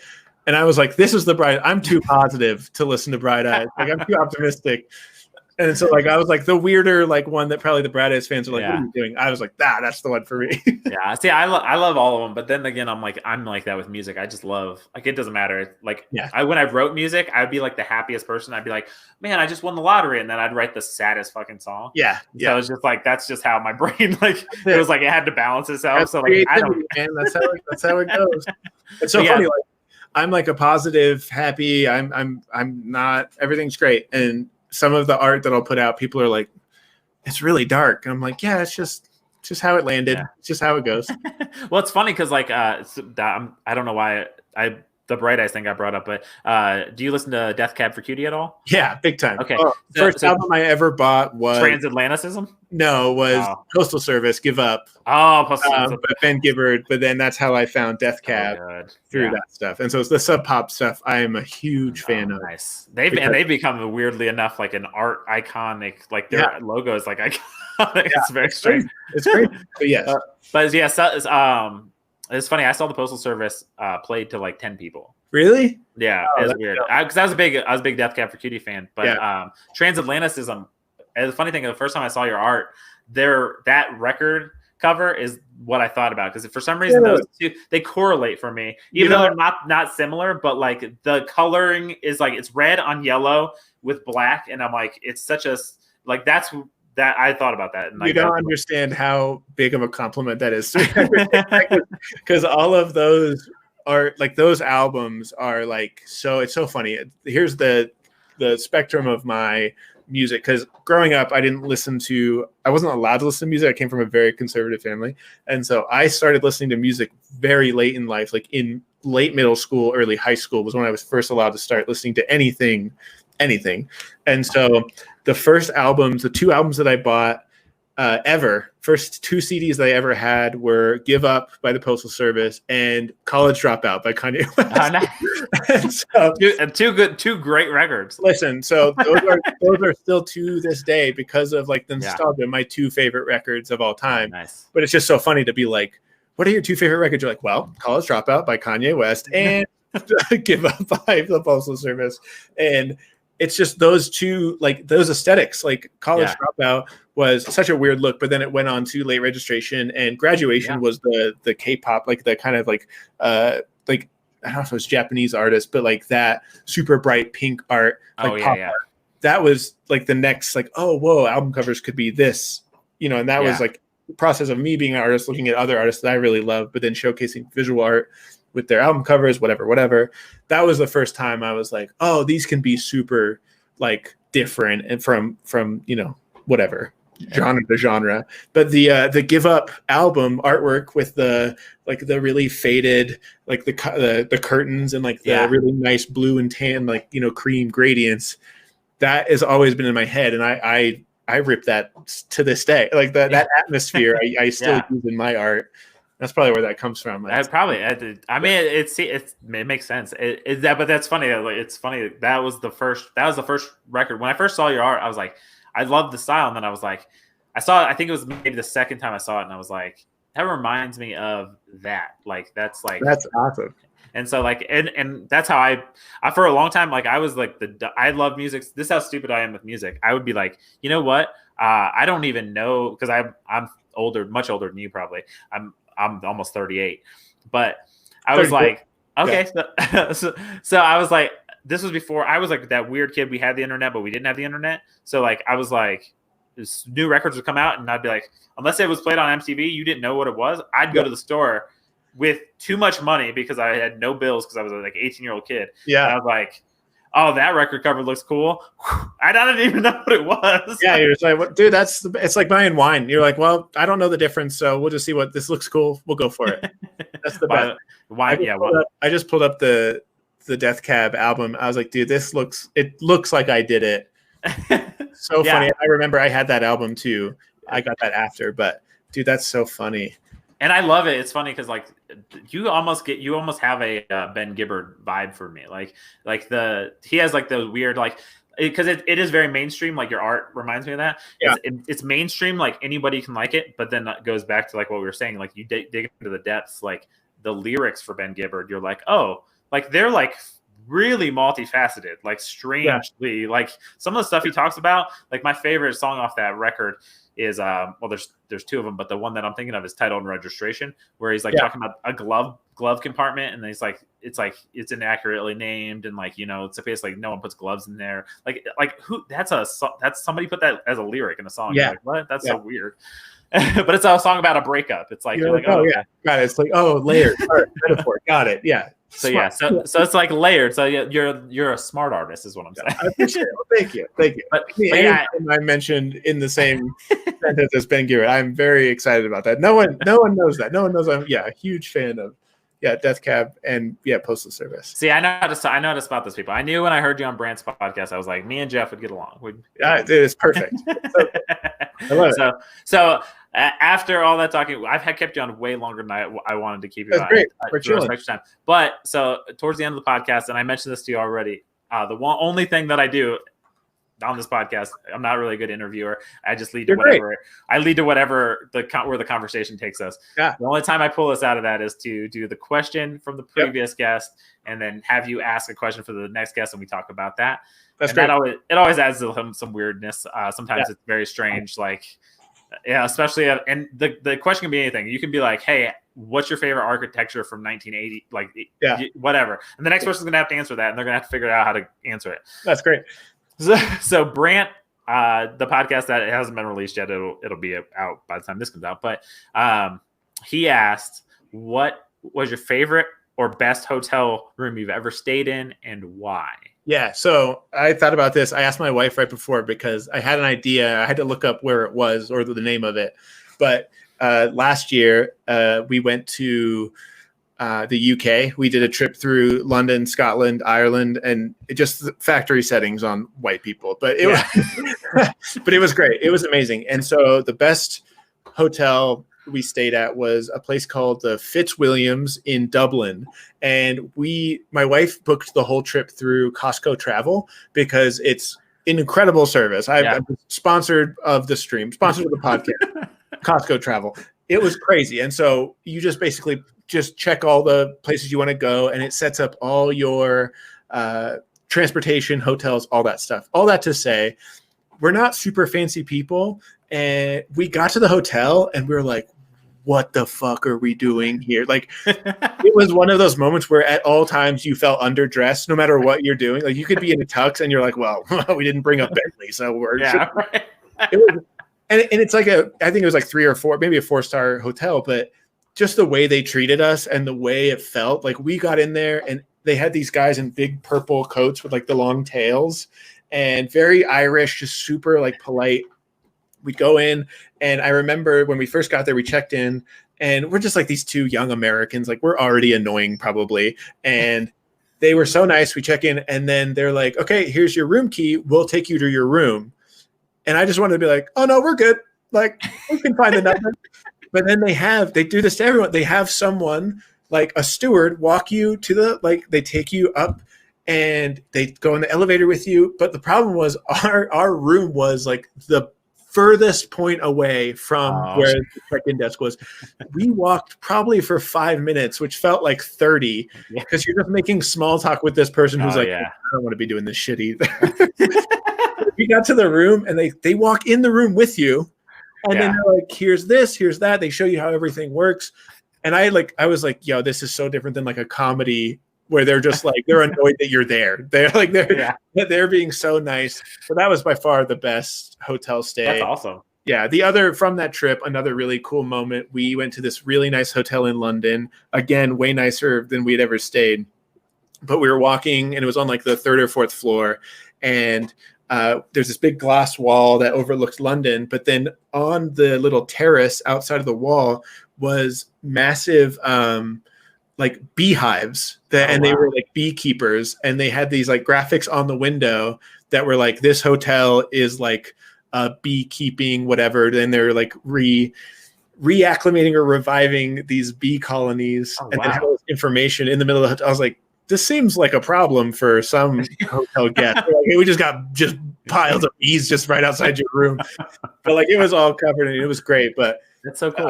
This is like the richest shit I've ever seen. Like, we'll just throw some bees. It'll be fine. Like, we got the money to take care of it. Yeah. So you're like, it's cool. Bees. Like, let's do that.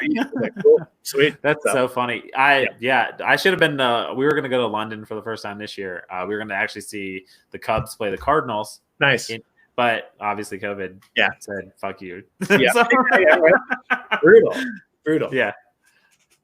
So first time it was funny. We got passports this year. Everyone in the family got passports. We were going to go on a cruise. And we were going to go to London, and it was like, no, just kidding. You're not going to do any of that. Well, but you get to go to London. I enjoyed it. I loved it. I thought it's a beautiful city. It's super cool. It's big, and it's awesome.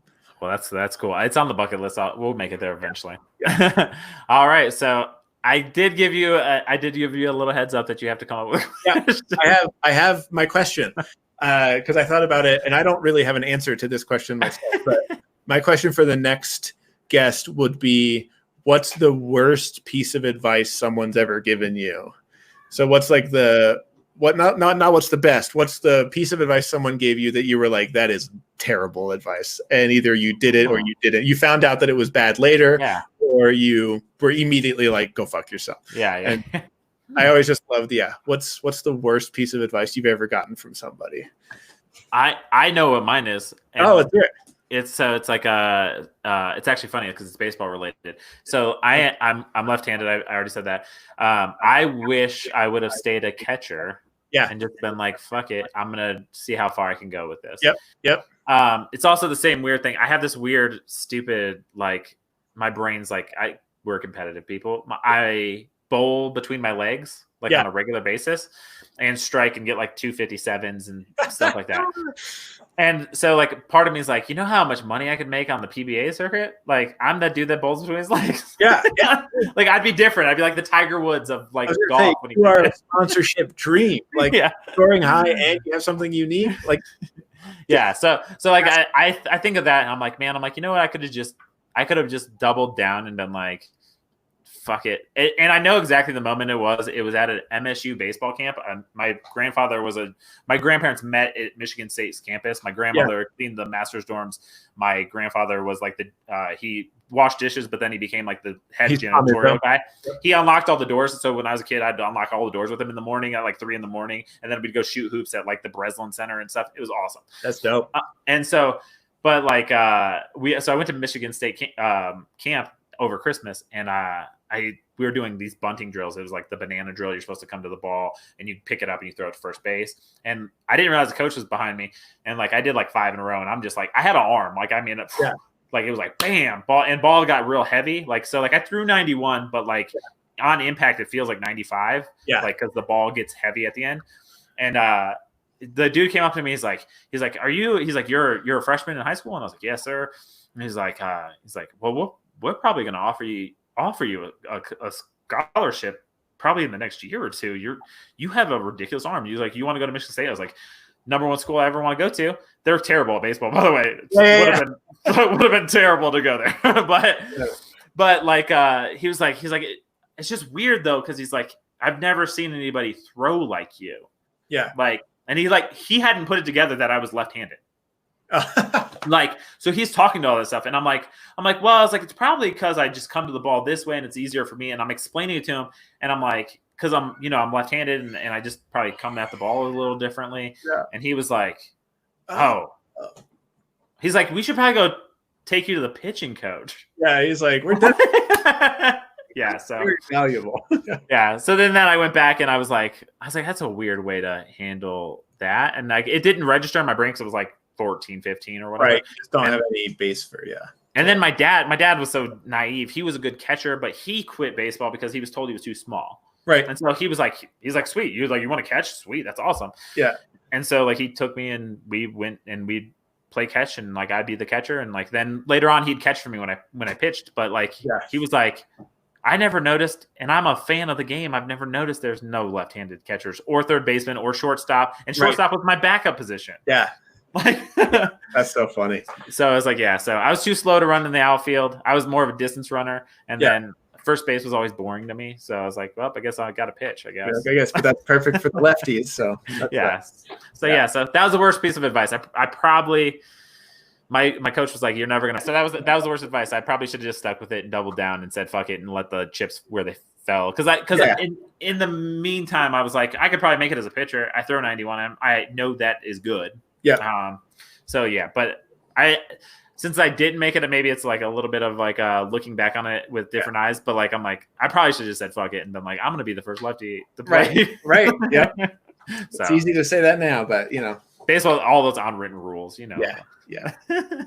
So worst one, but I think that's a good spot to end it. I've kept you for, I think you are my longest podcast. Hell yeah, man. Well, it's because it was easy to talk to you, so I appreciate it. This was great. So much. So I look forward to see, like, when next time you come down to Looney's, I'll come check you out. So you're in the Springs, right? I am in the. Well, I'm not really. I'm like on the outskirts. I'm in like the like Black Forest area. Yeah. And then I'll go down to Looney's and check out, and then I come up to Denver, usually more so when it's not COVID time, but I'm sure that's great, man. Yeah, let's get together when we can and grab a beer, and we can talk shit to Brant, make him come out and buy us drinks for sure. And like the coolest thing is like Brant was 1,000% on point. He was like, "You're gonna love Geoff. Jeff's the nicest guy." Because when I did Brant's when Brant did my podcast the first time, he was like, "How'd you find me?" And we talked a little bit, and I was like, "Yeah." So when I started this podcast, I made a list, a dream guest list, and Brant was on it.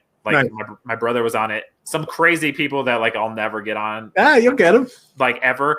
But you were on like my top 10 list. Hey, I appreciate it. And so like when I told Brant, I was like, I was like, I don't know. I was like, he's like really good at like a lot of stuff. I was like, it's a little intimidating. He's like, Jeff's the nicest guy. And I was like, oh man, anything. I was like, I don't know. I didn't have the gumption to ask. And then like you followed me on Twitter and I was like, this is I got to go for it. Oh yeah, dude. This was great. This was awesome. I'm so glad it worked out. And it's fine. Anytime you want to have me on again, I'm sure your listeners will be like, hey, stop bringing this guy on. But anytime, man, this was awesome. This was so fun. I appreciate it. I appreciate anybody's time coming on, but especially like somebody I respect so much like yourself. I appreciate it, man. Hilarious comedian, amazing artist. You're the perfect embodiment of what this podcast is. Hell yeah. Thanks, dude. I appreciate it. It means a lot. And so I guess like let's plug everywhere you're at so people can go find you, because I'm sure after all the art talk, people are going to want to go see that and then find you on. They can Google Geoff Tice, GEOFF TICE, and it'll take them to a lot of YouTube clips. That'll be all that's all you need to do is Google my name. GEOFFREYTICE, Geoffrey Tice on Instagram and Twitter. Instagram is where I do post all my art. So if you want to see art, that's all it is. There's no real comedy there. And then same as Twitter, it's like a mix of art and comedy. I put sketches and illustrations and then some jokes and whatever. Then I have a YouTube channel, same thing. And then I started streaming on Twitch. So check out, it's twitch.com/drawing is the taste. So drawing is the taste. I just every Tuesday night just chill and I draw whatever the chat wants. So if people have recommendations, I'm just going to just sit there and sketch and draw and build silly scenes. And it's really fun to hang out. And a lot of people have said it's very therapeutic to watch and they like falling asleep to it. So I don't know if that is a compliment, but I take it as a compliment. It's a very relaxing, easygoing time. That's funny. I was telling Brant about, there's the guy who does shoe shining. Yeah. And his name's like Dorn Star or something like that. He's in Denver. Oh, funny. And like he has like a ton of, and it's the same thing. People will be like, oh, it's so relaxing to hear you talk while you're shining shoes, and I fall asleep to it. And you're like, what? That's it. So I'm like, all right, fine. And so like that feedback is good. So you can watch me do that. That's fun. Come hang out. But it's enjoyable too, because it's like you take like people's like suggestions, like I think the first one I think the first one I was like, you were drawing like people and I was like, they look like a prison baseball team, like that was really fun. That was a great one. So and then it just but like I liked the interaction. It was great. So go check him out on that. Do you do any podcast or anything like that? No like podcast that yet? Just this one. This is it. Well sweet. Well Brant's got to have you back on his too. That'd be fun. I made fun of him because I was like, I listened and you said at the end of that you were going to do a real 31 podcast with Geoff, and you didn't. So I know. So I'm gonna bully him into having you on. No, but I appreciate you coming on. Thank you. Hopefully everyone can find you right underneath him. This entire time has been all of his social media handles, because I'm going to add that afterward. And thank you for your time, and look forward to catching you. You don't have any shows, I'm going to guess right now. No, because of quarantine. What's going on? Normally I'd be like, plug your shows, but I was like, not much. But when everything gets going, people should keep. Do you have a website, or is it just? Smashandgrab.tv is my agency site, and then geofftice.com. But Instagram's probably the best place to go. Instagram and Twitter. Yeah, and Instagram's always awesome. I go on and it's like, I think you're in my algorithm because I like your stuff so much. Yeah, it always pops up right away, and I'm like, sweet, Geoff posted something else. It's cool. Great. So so go on there and then like everything, and then it'll be in your Instagram. Get the noties. Yeah. Well, thank you, Geoff, for coming on. I appreciate it, and I'll catch you guys next time. Thanks, man. Appreciate it. Have a good one.